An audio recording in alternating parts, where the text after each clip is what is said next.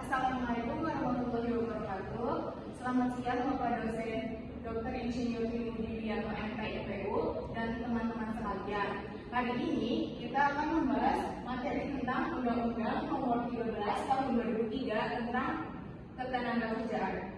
Sebelumnya, perkenalkan, nama saya Dewi Utami Putri sebagai moderator yang akan memimpin diskusi kali ini. Perkenalkan, nama saya Muhammad Jabar Yudi.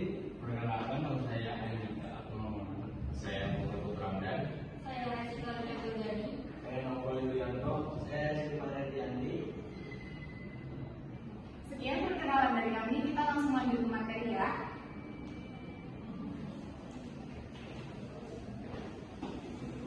Latar belakang.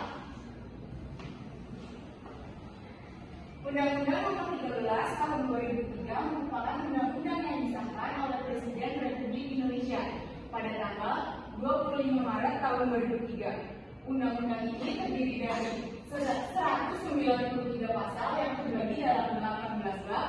Dengan adanya Undang-Undang Nomor 13 Tahun 2003 tentang Ketenagakerjaan, diharapkan dapat menegakkan masalah perlindungan dan jaminan terhadap tenaga kerja, melaksanakan berbagai instrumen internasional tentang hak tenaga kerja yang telah diratifikasi dan juga dapat menjunjung tinggi dan melaksanakan deklarasi universal tentang hak asasi manusia atau HAM.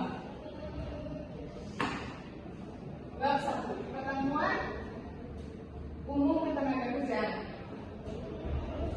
Apa itu ketenagakerjaan? Ketenagakerjaan adalah segala hal yang berhubungan dengan tenaga kerja pada waktu sebelum, selama, dan sesudah masa kerja.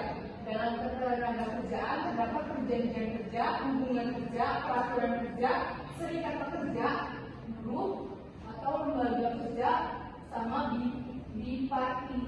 bipartit dan lembaga kerjasama tripartit. Ruang lingkup tenaga kerja, pengusaha, perseorangan atau badan hukum secara mandiri menjalankan suatu perusahaan. Setiap bentuk usaha sosial juga usaha lain yang mempunyai pengurus yang berbadan hukum baik milik swasta maupun milik negara yang mempekerjakan pekerja atau buruh dengan membayar upah atau imbalan dalam bentuk lain. Selanjutnya materinya. Bab 2 tentang landasan, asas, dan tujuan. Pembangunan ketenagakerjaan di Indonesia berlandaskan Pancasila dan Undang-Undang Dasar Negara Republik Indonesia tahun 1945. Pembangunan ketenagakerjaan diselenggarakan atas asas keterpaduan dengan melalui koordinasi fungsional lintas sektoral pusat dan daerah. Pembangunan ketenagakerjaan memiliki tujuan memberdayakan dan mendayagunakan tenaga kerja secara optimal dan manusiawi, mewujudkan pemerataan kesempatan kerja dan penyediaan tenaga kerja yang sesuai dengan kebutuhan pembangunan nasional dan daerah, memberikan perlindungan kepada tenaga kerja dalam mewujudkan kesejahteraan dan meningkatkan kesejahteraan tenaga kerja dan keluarganya. Bab 3 sampai bab 6 tentang perlakuan dan penempatan. Setiap pekerja memiliki kesempatan melakukan penempatan kerja tanpa diskriminasi. Setiap pekerja memiliki hak dan kesempatan mendapatkan atau tidak pekerjaan dan penghasilan layak. Penempatan sesuai keahlian, keterampilan, dan kemampuan yang memperhatikan hak, martabat, asasi, dan perlindungan hukum. Penempatan tenaga kerja di luar negeri diatur dalam Undang-Undang Republik Indonesia Nomor 39 Tahun 2004. Bab 7 tentang perluasan kesempatan kerja. Dalam perluasan kesempatan kerja, pemerintah bertanggung jawab dan masyarakat ikut bersama-sama mengupayakan perluasan kesempatan kerja baik di dalam maupun di luar hubungan kerja. Perluasan kesempatan kerja di luar hubungan kerja dilakukan melalui penciptaan kegiatan yang produktif dan berkelanjutan dengan mendayagunakan potensi sumber daya alam, sumber daya manusia, dan sumber dari teknologi. Dengan pola pembentukan dan pembinaan tenaga kerja mandiri, menerapkan sistem padat karya dan penerapan teknologi tepat guna. Pemerintah dan masyarakat bersama-sama mengawasi pelaksanaan kebijakan maupun undang-undang yang sudah ada.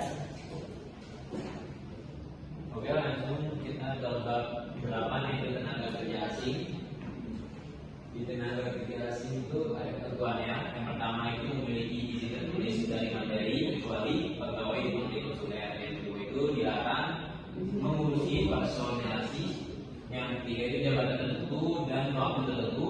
Masa kerja yang tak dapat diperpanjang diganti dengan TKH lain. Perencanaan penggunaan TKH, alasan jabatan masa kerja dan TKH WNI UNAMI, dan ada kewajiban pemberi kerja menunjuk TKWNI UNAMI untuk alih teknologi dan alih keahlian, melatih dan mendidik TKWNI pendampingan sesuai kualifikasi jabatan TKH, membayar kompensasi atas setiap TKH, memulangkan TKH setelah hubungan kerja berakhir.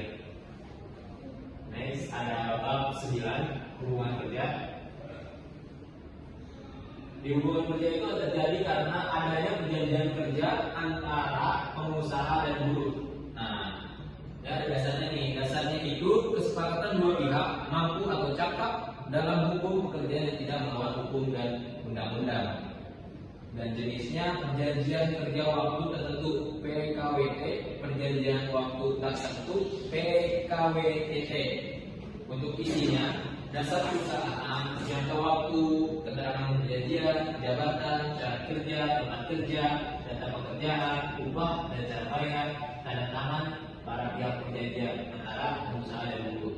Dan ada juga waktu yaitu pekerja meninggal dunia, satu pekerja meninggal dunia, dan jangka waktu selesai perselisihan hubungan industri.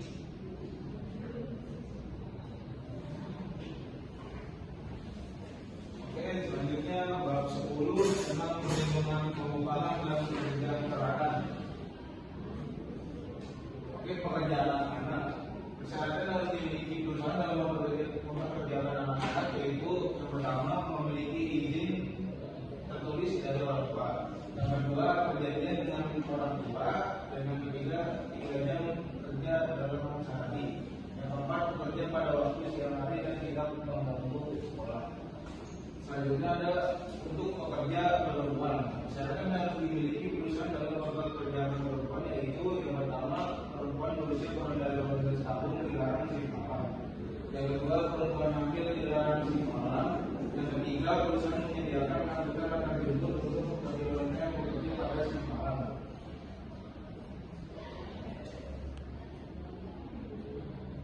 Selanjutnya keselamatan dan kesehatan kerja.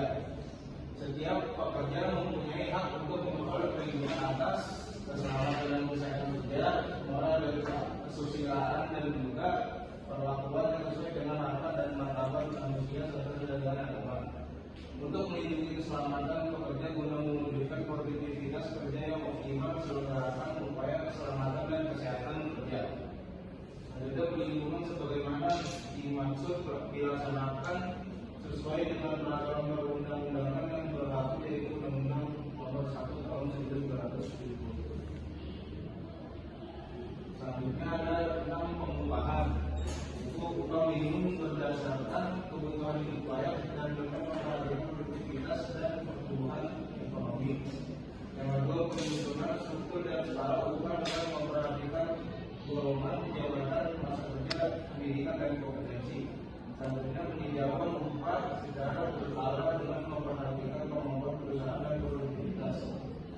Selanjutnya tentang kesejahteraan. Setiap pekerja dan keluarganya berhak untuk memperoleh jaminan sosial tenaga kerja. Pengusaha wajib menyediakan fasilitas kesejahteraan dengan memperhatikan kebutuhan pekerja dan upah perusahaan. Dan pengusaha dan pekerja membentuk dan menumbuhkan koperasi usaha-usaha produktif di perusahaan.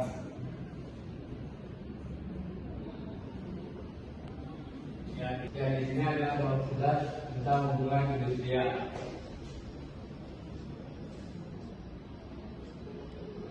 Dalam melaksanakan hubungan industrial ada 3, yaitu pemerintahan, menetapkan kebijakan, melaksanakan pengawasan, dan melakukan tindakan terhadap pelanggaran perundang-undangan. Yang kedua, pekerja dan serikat pekerja menjalankan kewajibannya menjaga ketertiban serta melakukan aspirasi secara demokratis. Yang ketiga, pengusaha menciptakan perusahaan, memperluas lapangan kerja, dan memberikan kesejahteraan bagi pekerja. Dan yang kedua, hubungan industrial dilaksanakan melalui sandangan. Yang pertama, serikat pekerja atau serikat buruh. Yang kedua, organisasi pengusaha.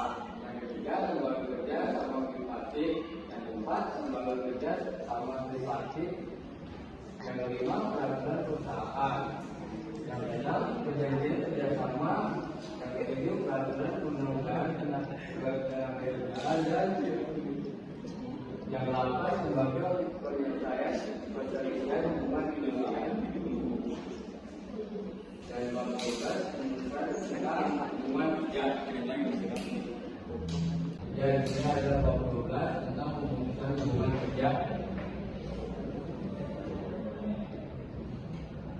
Di sini ada ketentuan mengenai pemutusan hubungan kerja dalam undang-undang. Ini meliputi pemutusan hubungan kerja yang terjadi di badan usaha yang berbadan hukum atau tidak, milik orang perorangan, milik persekutuan atau milik badan hukum, baik milik swasta maupun milik negara, maupun usaha-usaha sosial dan usaha-usaha lain yang mempunyai mengurus dan mempekerjakan orang lain dengan membayar upah atau imbalan dalam bentuk lain. Pasal 151 sampai dengan pasal 170.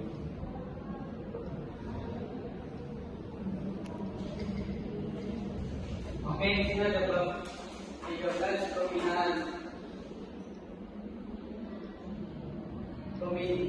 Poin-poin 103, pemerintah melakukan pembinaan terhadap unsur-unsur dan kegiatan yang berhubungan dengan ketenagakerjaan. Kedua, dapat mengikuti organisasi pengusaha, serikat pekerja dan organisasi profesi serikat. Yang ketiga, sebagaimana dimaksud ayat 1 dan 2 laksanakan secara satu. Poin 124. Dalam rangka pembinaan ketenagakerjaan, pemerintah, organisasi pengusaha, serikat pekerja atau serikat buruh dan organisasi profesi terkait dapat melakukan kerjasama internasional di bidang ketenagakerjaan sesuai dengan peraturan perundang-undangan yang berlaku. Poin 175. Pemerintah dapat memberikan penghargaan kepada orang atau lembaga yang berjasa dalam pembinaan ketenagakerjaan. Penghargaan sebagaimana dimaksud dalam ayat 1 dapat diberikan dalam bentuk piagam, uang, dan bentuk lainnya. Bab 14. Pengawasan. Pengawasan ketenagakerjaan dilakukan oleh pegawai pengawas ketenagakerjaan yang mempunyai kompetensi dan independen guna menjalani pelaksanaan peraturan perundang-undang ketenagakerjaan. Pegawai pengawas ketenagakerjaan dalam melaksanakan tugas sebagai: 1. Merahasiakan segala sesuatu yang sifatnya patut dirahasiakan. 2. Tidak menyalahgunakan kewenangannya.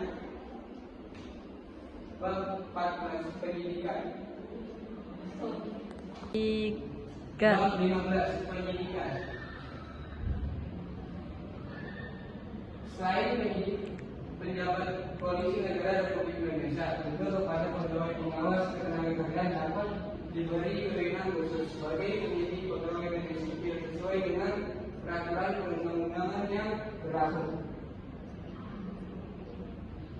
Penyidik pengawas negeri sipil sebagaimana dimaksud dalam ayat 1 yang berikut. A. Melakukan pemeriksaan atas kebenaran laporan serta keterangan tentang tindak pidana di bidang ketenagakerjaan. B. Melakukan pemeriksaan terhadap orang yang diduga melakukan tindak pidana di bidang ketenagakerjaan. C. Meminta keterangan dan bukti dari orang atau badan hukum sehubungan dengan tindak pidana di bidang ketenagakerjaan dan lain-lain. Selanjutnya, bab 16 tentang ketentuan pidana dan sanksi administratif. Bagian pertama yaitu ketentuan pidana. Pada pasal 183 menjelaskan bahwa barang siapa melanggar ketentuan sebagaimana dimaksud dalam pasal 75 dikenakan sanksi pidana penjara paling singkat 2 tahun dan juga denda paling sedikit 200 juta rupiah. Tindak pidana berupa tindak pidana kejahatan. Pada pasal 194 menjelaskan bahwa barang siapa melanggar ketentuan sebagaimana dimaksud pada pasal 167 ayat 5 dikenakan sanksi pidana penjara paling singkat 1 tahun dan juga denda paling sedikit 100 juta rupiah. Tindak pidana berupa tindak pidana kejahatan. Yang bagian kedua yaitu sanksi administratif. Sanksi administratif berupa teguran, peringatan tertulis, pembatasan kegiatan usaha, pembekuan kegiatan usaha, pembatalan persetujuan, pembatalan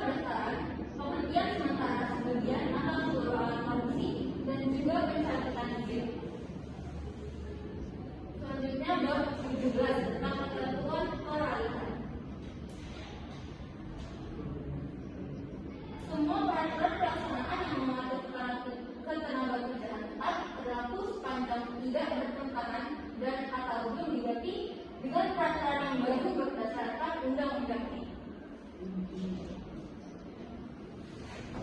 Oke, tadinya ketentuan penggunaan sekarang telah tertutup di dalam bab 18. Nah, ketentuan penuntut di bab 18 ini ada satu, ordonasi tentang pengarahan orang Indonesia untuk melakukan pekerjaan di luar Indonesia. Yang kedua, ordonasi tanggal 17 Desember 1925, peraturan tentang pembahasan kerja anak dan kerja malam bagi wanita. Yang ketiga, ordonasi tahun 1926, peraturan mengenai kerja anak-anak dan anak muda di atas kapal. Yang keempat, ordonasi tanggal 4 Mei 1936 tentang ordonasi untuk mengatur kegiatan-kegiatan mencari calon kerja. Yang kelima, ordonasi tentang pengulangan buruh yang diterima atau dikerahkan dari luar Indonesia. Yang keenam, Undang-Undang Nomor 1 Tahun 1951 tentang penyataan berlakunya Undang-Undang Kerja tahun 1948 Nomor 12 dari Republik Indonesia untuk seluruh negeri Indonesia. Yang ketujuh, Undang-Undang Nomor 21 Tahun 1994 tentang perjanjian buruh antara Serikat Buruh dan Mandiri. Nah, ini adalah ketentuan penutup dari pasal 92. Undang-undang ini berlaku pada tanggal digunakan agar setiap orang mengetahuinya. Memberitakan undang-undang ini dengan penempatannya dalam lembaran negara Republik Indonesia. Nah, itu adalah ketentuan penutup dalam pasal 1970.